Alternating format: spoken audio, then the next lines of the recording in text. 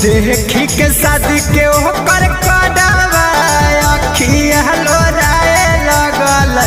छोड़ के चल जैते हमारा ससुरारिया मलवाही कलश पराए लगल छोड़ के चल जैते हमारा ससुरारिया मलवाही कलश पराए लगल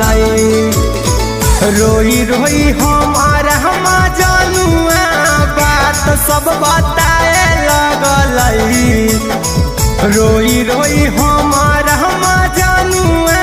बात सब बताए लगल छोड़ के चल जैते अपन ससुरारिया मलवाही कलश पराए लगल